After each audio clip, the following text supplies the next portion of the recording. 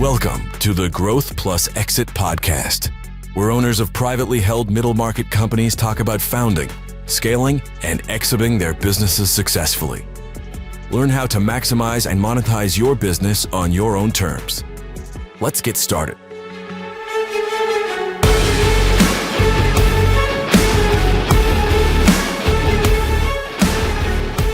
Hi, I'm Susan Carney, host of the Growth Plus Exit podcast, which features middle market owners and CEOs and other experts talking about founding and building their businesses. This is brought to you by Newport, which is a team of seasoned C-suite executives who help those CEOs build more valuable companies and exit them on their own terms. Today, I'm talking with Doug Tatum. Doug's a serial entrepreneur. He's author of the award-winning business book, No Man's Land. If you haven't read it, you should. He's a recognized expert on capital markets and emerging growth businesses and the dynamics between those two. He's a busy guy. Not only is Doug the chairman of Newport, but he's on the teaching faculty at the Moran Institute for Global Entrepreneurship at Florida State University. He is the advisory board chairman for the Institute for Business Dynamics Research Consortium, which is a national body that looks at dynamics in the market for privately held companies nationally. But today, we're going to talk to Doug about his own experiences as an entrepreneur, as a founder and a builder and an owner of businesses, including Tatum CFO. Many of you may have heard of Tatum, a tremendous professional services company that Doug found and grew when he exited through a sale. There were 30 offices with over 1,000 professionals as a part of his business. And so welcome, Doug. Thrilled to have you today on the podcast, and we're going to talk about that experience.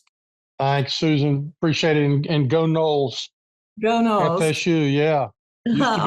Used to be known for football. Yeah. Help us out. So.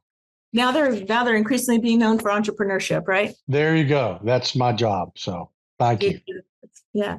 So let's start off, Doug. Tell me a little bit about how you came to start Tatum CFO. Where did the idea come from? So, this goes back quite a ways. And I was, believe it or not, in my late 20s, the co-president of a company called Homes and Lands Publishing. And I was the largest real estate publisher in the United States. And it's a whole story about how I ended up in that situation. But we had quite an enterprise. And my brother, who's a CPA and a lawyer, I'm a CPA by background, he's smarter and went on to law school, got picked up by a small investment banker in Florida at the time. They were doing leverage loans. And one of his early clients was the first direct mail pharmaceutical, Susan. And so it was the company he was serving was a hockey stick. And I had obviously stayed engaged with my brother as he was down there starting his career. And I was flying around, playing golf with our chairman. And, we had a big company. So he was starting and I thought I was there. But he started being used not as an investment banker by this company, but as a fractional CFO. Oh. Which is interesting because, and I remember sitting there talking to him, and he goes, he was a model ninja. In other words, he could take the economics of a business and I call it a digital double, right? To use the terminology for today, create a digital copy of the business's financials, and then they would use his models to actually project hiring. That's how fast they were growing. Wow. And he came to me and said, I think there might be a market for this fractional CFO. Nobody had ever heard of that at the time. Yeah. And I said, well, if you take the leap, I'll help you with clients. So I always give him credit for that initial impulsive idea. Mm-hmm. And so he left the investment banking firm, and the first client he got was the FBO operation in Tallahassee. A dear friend of mine needed to put together proposals to effectively take it private from the city of Tallahassee and the fuel consignment. And he knows, if he listens to this, he knows who he is. He was instrumental in starting us. And then I would occasionally find and help John in that regard. And so it was a one-man show, but he was kind of proving the concept, and it was really built around that economic model. Wow. And so roll forward, I was our chairman at the time of this company, dealt with some issues that without disclose, because there people would understand. He had some issues that required that he would go off of his plantation for extended periods of time. And so I got put in charge along with one of his, because I'd only known him a year. I'd actually sold him he was a brilliant man, built I think probably in the top 10 printing companies in the United States, and we merged that. And then all of a sudden I found myself, elevated up as CFO, CIO, and then president within like a year and a half. And I occupied his office, and he went off, and we built a very, very rocking and rolling business. And then he wanted to come back. It's an interesting thing about entrepreneurs. He got, we fixed it all. I hired a management team, and then he wanted to come back. And so there was, at 29 or 30 years old, I was kind of like, well, then I'm leaving, kind of thing. Mm-hmm. And that was his intention anyway. It's like, you got it fixed, but now I want to come back and run it. Didn't last very long. He ended up selling it in a few years. So during that situation, my brother said, why don't you come join me? Since since I'm out here doing this. Mm-hmm. And Susan, at 29, 30 years old, I was flying around in private planes playing, we had our sales meeting at the finest golf clubs in America. I mean, it was like, I thought it was easy. Yeah. Little did I know. But anyway, so I said, there's no way I'm going to do that. I had an assistant, I had a huge office. And so I said, but I'll help you out. Right. So my boss, the founder of the company that wanted to come back after I asked me to lead it and clean it up. He was pretty generous. So, I had a little bit of freedom capital, some time to think about it. So I went out and started helping my brother, and we started landing clients. Yeah. And then I was stuck. And so he turned around and we worked out roles, and I became chairman and CEO because of obviously the experience I had at scale. And he became kind of the godfather of one of our core offerings called Blue Planning. And, 17 years later is actually 1,400 people when we sold it. But it started, I always give him credit for that. But that starting it wasn't the hard part. As many of our listeners will know, it's one thing to get some revenues going. It's another thing to turn it into a real business. But that's the story behind it. It's an interesting story. I remember I was in the DC market the first time I heard of Tatum CFO. I was in the software business, and I met one of your guys, in fact, over lunch at the Tower Club, one of those kind of shishi clubs. Yep. And I was like, what do you guys think you're doing? Yeah. Where did this come from? And it just seemed like I guess it's like a lot of great success stories. To me, it seemed like it was overnight. But of course, it wasn't. It was 17 years. Oh, yeah. And I got, Susan, so such an important point. I mean, you got to remember, the CFO was sacrosanct. It's like, I can't rent a CFO, which we always hated that. I can't, my CFO needs to be my CFO. Mm-hmm. I can't share him or her with anybody else. There was a lot of barriers, but I don't know. I heard this somewhere that, and I heard it in this application, so I'm copying somebody else, but apparently bamboo takes like 7 or 8 years to grow 4 feet, and then the next 5 years it grows 10 feet. Yeah. And that's kind of like the way our firm did, and the way that a lot of firms do. It takes a lot of work to get it to where it's accepted, and then we really rode the private equity wave. I mean, that's really what clicked. Is I had some meetings with private equity, and they found out real quickly that we were tailor made for them. And that drove. I think we did well over $100 million a year just with private equity firms. During that run, per year. So they were probably they were our biggest segment. But we ended up doing public companies and working with the U.S. government. So it was a very interesting part of my career. Yeah. Is that how you got interested in capital markets in general, is through that experience in working with those PE firms? Well, I got my exposure to that. Obviously, we work with some VCs on the West Coast, right? They would want, particularly around our modeling.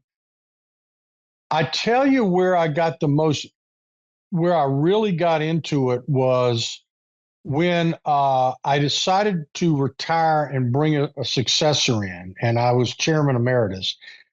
I had years before, actually, part of the growth of the firm was around no man's land, because I had, we were in Atlanta.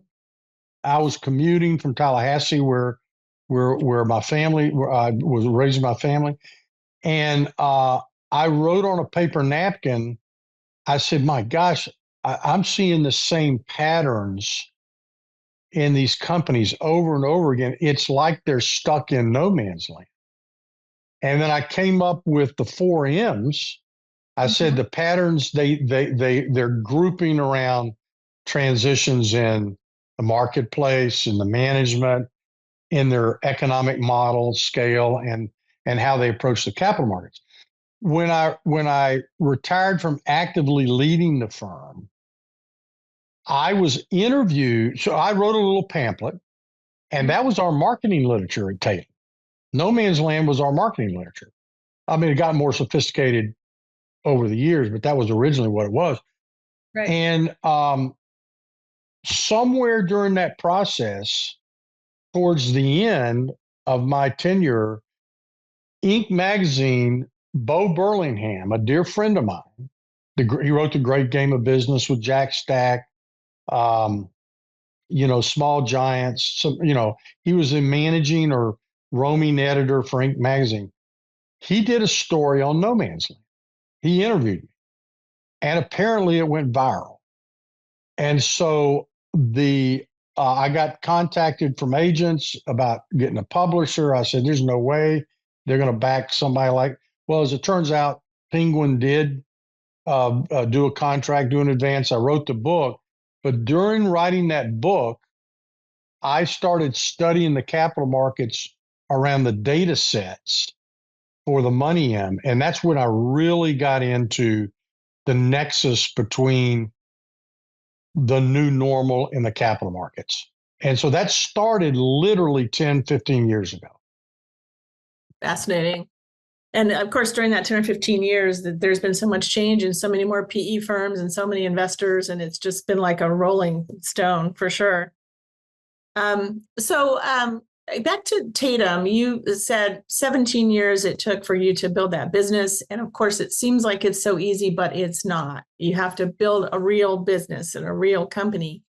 Talk to me about some of the key transition points in that business that you came across and what you did in those moments and what you learned from them.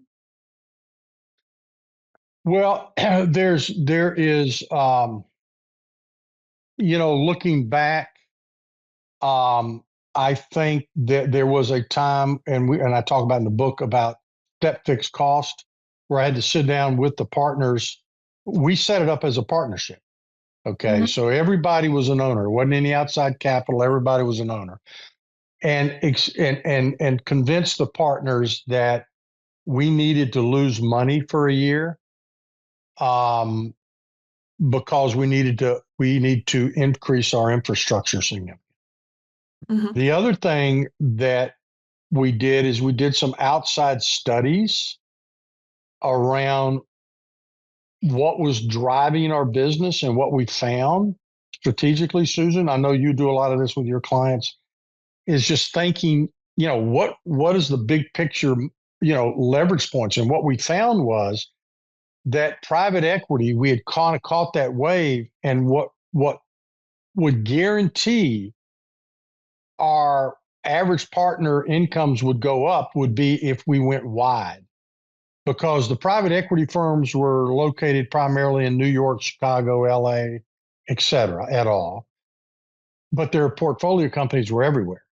And Right. so what they wanted was to make one phone call and know we could service them around the country. So we went on a mad dash, and I went around the country setting up offices and hiring managing partners. That was a really risky big bet. And I Mhm. think most entrepreneurs will tell you that they can think back about a time where they made a big decision. And if it worked, you look like a genius. If it didn't work, it was a bet the company kind of thing. And Yeah. that was probably one of the biggest issues that we dealt with was that decision. Mhm. And so I'm sure you got used to calls from your uh, CFO partners all night, every night, with how that was going and what was happening, and had you lost your mind, right? Yeah, and the financial people should be on the conservative side, right? I Mhm. mean that's what you want. You want them to be a governor. You want them to frame if an entrepreneur knows how to use their CFO right, it's kind of like, I'm going to push the edges of this envelope, and you tell me where you think the envelope is, and then they can help you translate that vision into financial metrics and see if they make sense. Well, I had hundreds of CFOs, and they're all really smart people. So what I think, particularly in that environment, you don't manage anybody, you have to lead them. You cannot manage adult partners that are very sophisticated in their own right. So I had to get really, really good at being convincingly, accurately, and truthful. And you weren't going to get up and sell them. God knows, what it's like selling a CFO. They Right. don't, the minute you go into sales mode. So, but I had some really, that's where I got the whole notion too of your inner circle. Sam Norwood, hope he hears this. I'll make sure he does. Was an incredible instrumental partner in my inner circle. He was the former CEO of JB Fuqua Enterprises, kind of the first public private equity firm in the United States. Gene Elder, who's a super successful CFO in the banking insurance world, worked for a billionaire. Just a incredibly wise guy who also had the best short game on the golf course I've ever been around. I couldn't drive more than 150 yards, but it didn't matter. Never made a mistake.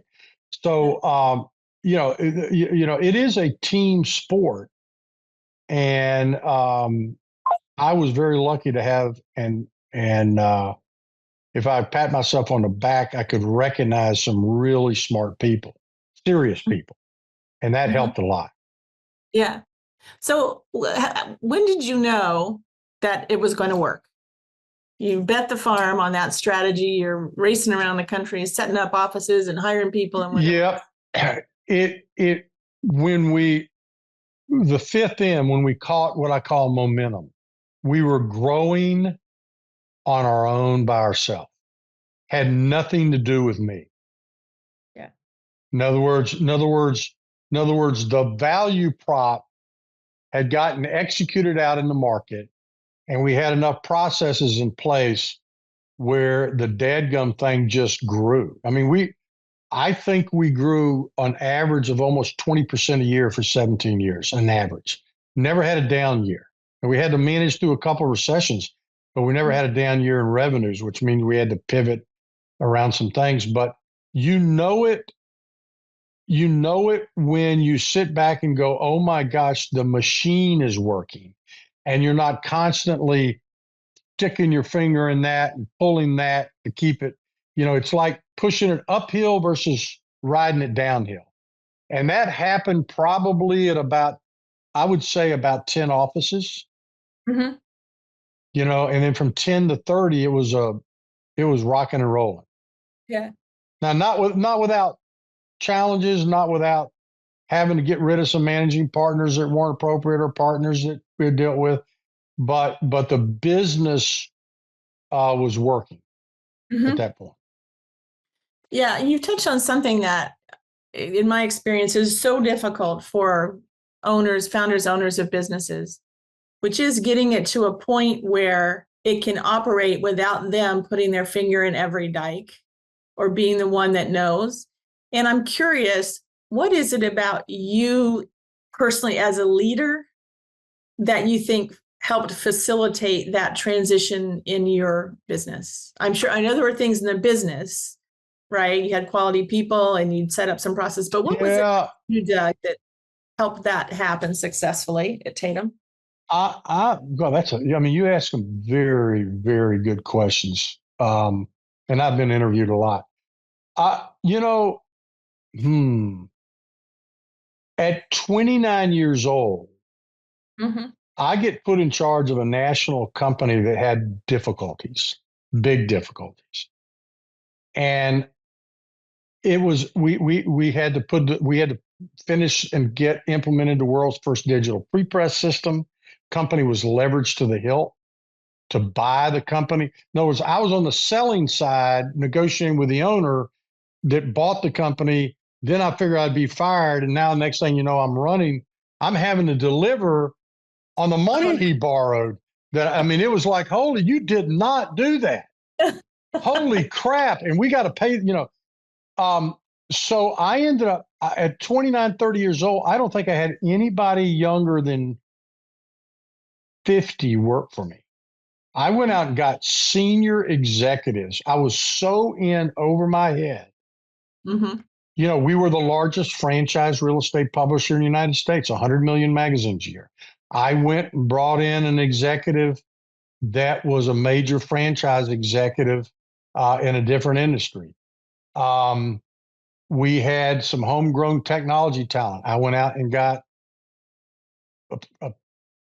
a polymath, a PhD in physics to fix and work and integrate this technology. We had, we had kind of a good old boy network that had built the franchise side. So I went out, they say, keep your enemies close. I brought the biggest franchisee in as head of sales. So I took the very best of the breed and brought him in as a corporate executive. So I'm surrounded by people that looked at me like, I can't believe I work for you, because so I think I've never been asked that question, but I think that, and it turned out to be very successful. Yeah. When I left there, we were putting 25% EBITDA to the bottom line. Nice. We were printing money. Yeah.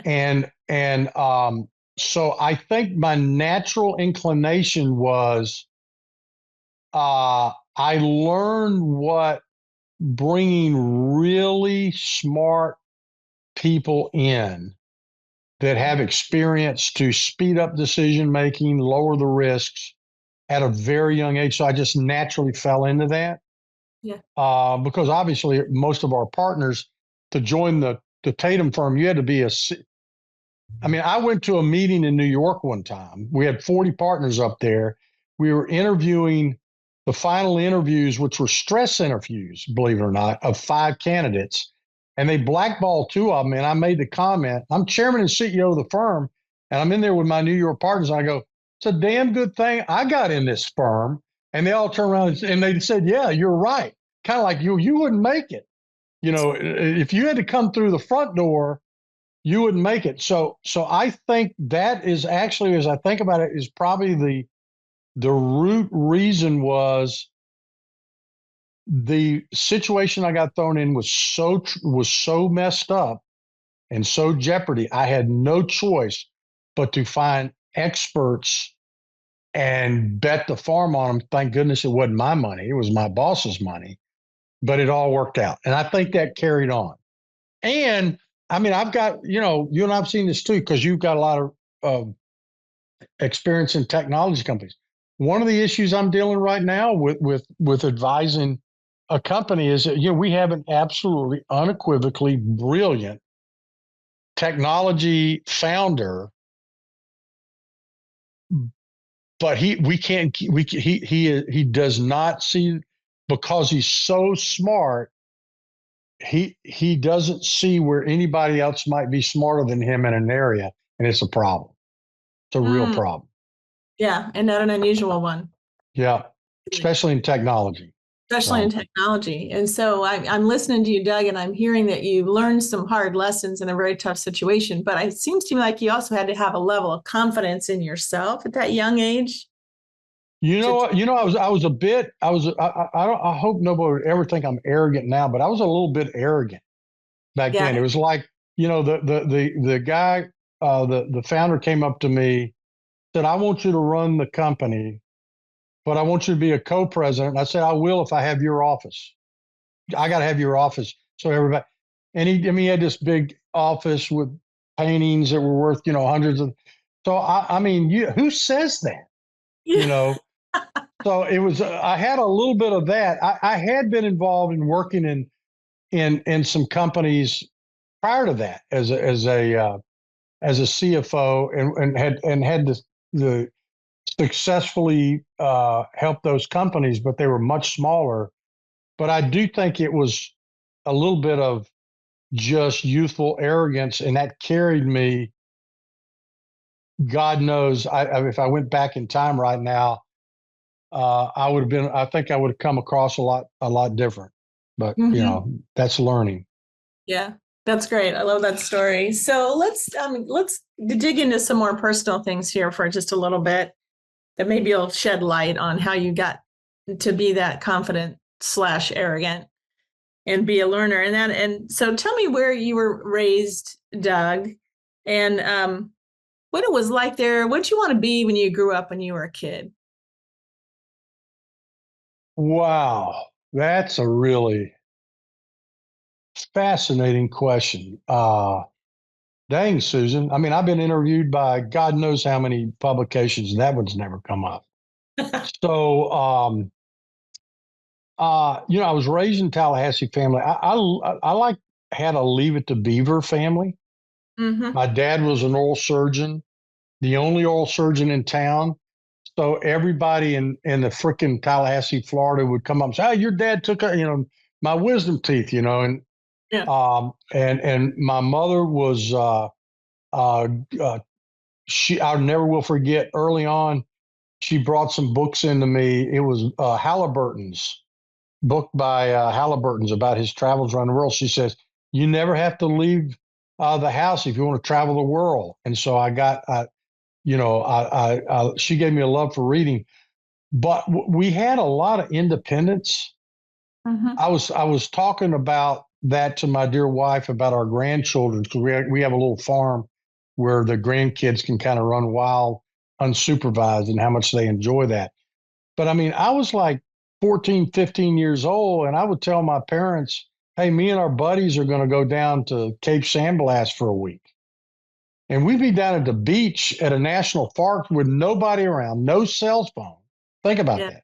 At 14 years old, for 7 days, because we worked someplace and got $100, and our parents would go, okay, behave yourself, I mean, who does that at 14 years old? And so, I went to a small school. You played a lot of sports. Most of the time we got our asses whooped, but you had to go back out and play anyway. When you know, Right. so I don't know what it was, but I do think that it was an independence that came from the way I was raised, if I think about that. The other thing is my parents, I always knew they cared about what I did, but they didn't come to every baseball game, basketball game, and football game. Mhm. I was so glad they didn't. Yeah. I mean, it was unbelievably because I had a buddy of mine, and I have to be careful because I'm down here where all this happened in Tallahassee now. But I had a buddy of mine that superior, incredible athlete, played in Division One. I won't tell you which sport, but his dad was on him like stink on a bug after every game. And Mhm. I don't think he had a day of joy playing sports. I was happily, that I wasn't on the bench, got to play, and I was never going to be good enough for anybody to consider, that I was going to be a Division One athlete. And my parents would show up, hey, great game. It sounds like, or they beat you pretty bad, didn't they? But they were not there every time.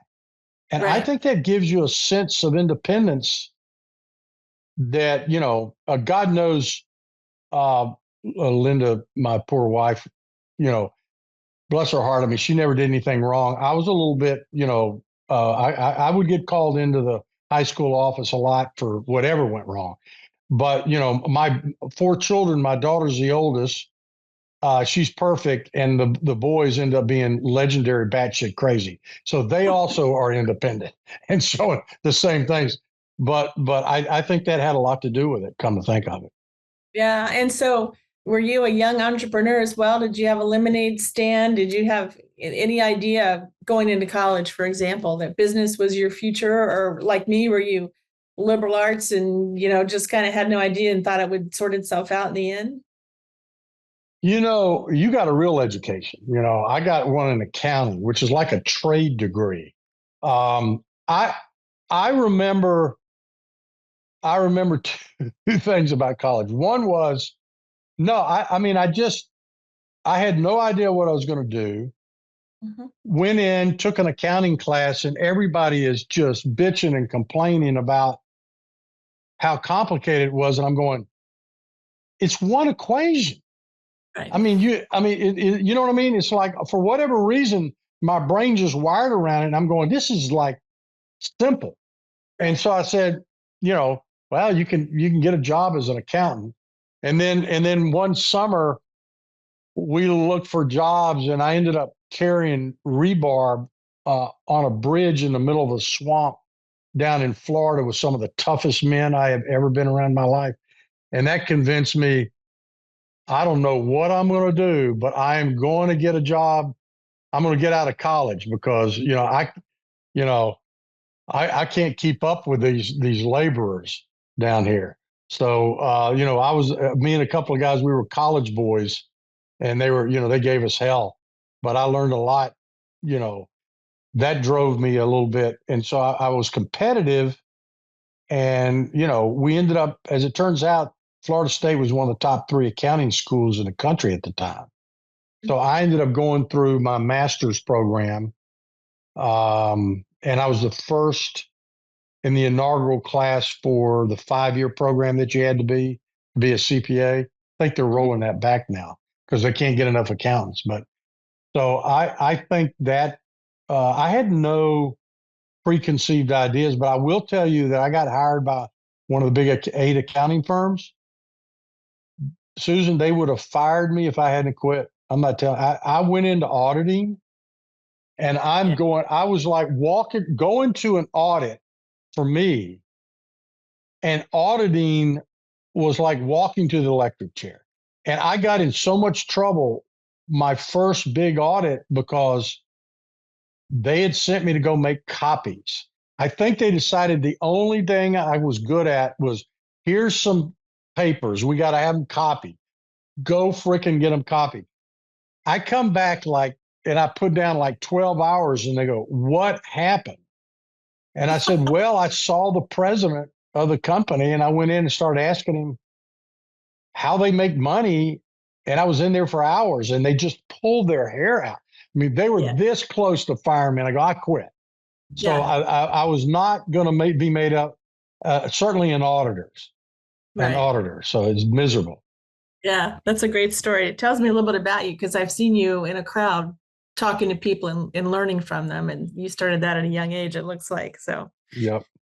one more personal thing, and I think we're about to wrap up a little bit here in a few minutes, but you're a busy guy, as I said up top. You travel, you teach, you are on boards, you're an entrepreneur yourself, you're doing a lot of things. What are some of the personal habits you've developed to help you be successful in that kind of portfolio life that you live? Because you have a lot to stay on top of. What are some of the things you do every day to keep you on track? So let's see if it's in here. So maybe it's the accountant in me that you want to resolve all the issues before you every day. You want to go home with everything buttoned down. Somewhere along in life, I determined that will never happen until they, put me in the grave. Yeah. If you're active, you know this, Susan, because you're as busy as I am. There's just never going to be something that doesn't need your attention that you can't get to. So I got this little thing I carry in my pocket. It's you've seen it, this little thing right here. So what I try to do is I don't get anything started before 10 o'clock in the morning. And during that period of time, God forbid, I smoke a long cigar and I think about the four things that have to get done. Mm-hmm. And then I literally demarcate or compartmentalize everything else over here in the room, and I can't worry about it. And so that way I can only focus on those four things that matter.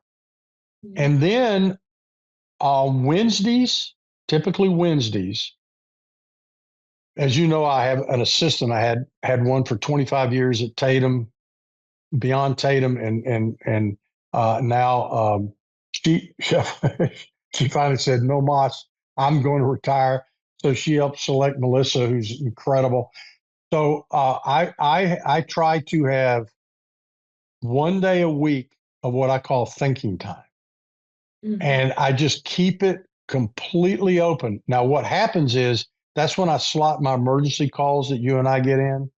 Yeah. Where where nobody's calling me, I'm not scheduled. I think it's time I call Charlie and say we got to talk. So those two things are a habit, and if I get out of that, then I start scrambling. Mm-hmm. Mm-hmm. That's great. I sold a business to Oracle and so was there for a couple of years. And the first thing I learned from my boss at Oracle, who was running a multi-billion-dollar business at that time, was put aside a day a week to think and plan. Yeah. Because in a fast-paced world, you otherwise can't. You lose your way. Well, you and I, when we talk together to entrepreneurs, it's the tyranny of the urgent. The tyranny of the urgent is the head fake you're going to get because it is, I always, your mom always said, if you take care of the small things, the big things will take care of themselves. Well, that's not the way it works. Yeah. There's like several big things.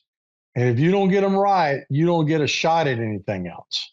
Yeah. And, but it's really hard to do, but I couldn't face a week without some thinking time.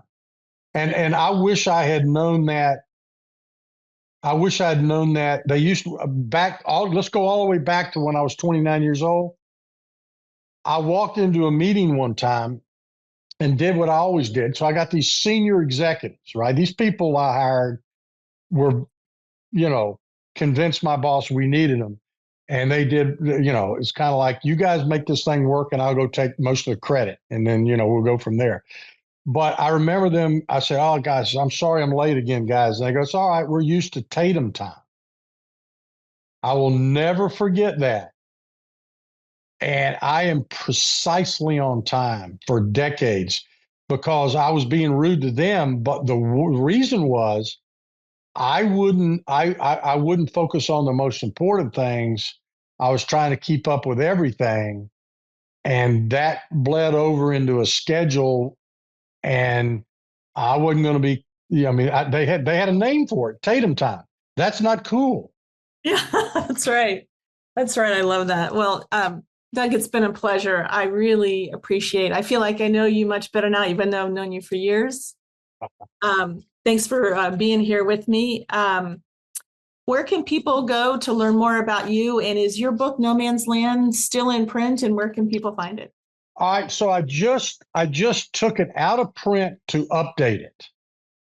And in fact, Susan, you don't know this, but you're going to be volunteered to review it for me when I get it done. But I'm going to update it for a lot of the new data that you're aware about the new normal in the capital markets, private equity. You were a panelist down at our FSU Founders Friendly Capital Conference. The other thing I'm going to include in it is what I call near-death experiences. Every entrepreneur I know had a near-death experience, and some of the stories are so freaking riveting. If I was to dive deep on one of those at Tatum, you would go much worth it. So I'm literally going to focus on near-death experiences and around No Man's Land in the new book, and then we'll get it out. And I'll probably just leave it in a. I know some people like to buy the books and have the hard thing, but I think it's so much more efficient to keep it digital and then maybe do an audio book. So, but if you want to find something out about me, you can go to FSU Jim Moran School of Entrepreneurship, and you'll see some of the stuff that we teach down there, and obviously Newport. So perfect. Thanks, Doug. I volunteer myself to help review that book. I look forward to it. And again, thanks for talking to me today. And we're probably going to circle back around with you and learn more about the dynamics of capital markets and growth companies in a future episode. So you got it. You're really good at this. Thanks, Doug. Unusually good.